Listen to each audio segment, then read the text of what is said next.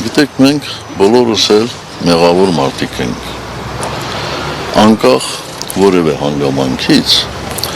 այդ գործում քաղաքական բաղադրիչը շատ մեծ է։ Եվ ընդհանրապես, պարզ է չէ բոլորիս համար, որ այս իշխանությունները ունեն զրո հանդուրժողականություն այլակարգության հետ կապված։ Եվ նրանք ցանկացած գնով, ցանկացած միջոցներով լրացնում են, փորձում են լրացնել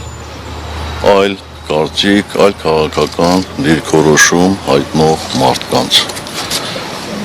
Ընդհանուր մինչև մեկուսացնել։ Այս պարագայում Վարդան Ղուկասյանը մեկուսացրել է։ Ինչ վերաբերում է ձեր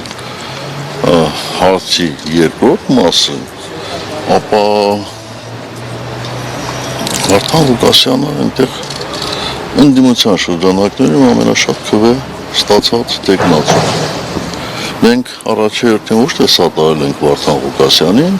այլ մեր ժողովրդի այն հատվածին, որը քվեարկել է Վարդան Ղուկասյանի օգտին։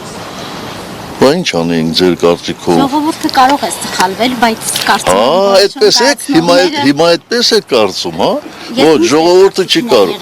Ժողովուրդը չի կարող։ Ժողովուրդը չի կարող սխալվել։ Ժողովուրդը կարող է ինչ-որ պահի մոլորվել, ինչ-որ պահի տրվել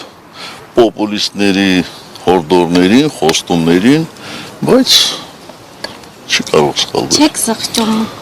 որ կցանկանայիք, որ Վարդան Ղուկասյանի փոխարեն այլ ուժ այսօր Գյումրիում լիներ եւ այդ պարագայում կունենայիք այլ իրավիճակ։ Ես ընդհանրապես ցանկանում եմ, որ Հայաստանի ցանկացած համայնքում, ոչ միայն համայնքում, ցանկացած իշխանություն ունեցող մարդ լիներ ամենազնվագույնը։ Միշտ կցանկանայի ամենահայրենասերը, ամենազնվագույնը, ամենալավը, ամենասիրելին, բայց ցավոք սրտի ընտրությունները միշտ չէ, որ բերում են այդպիսի հետևանքների։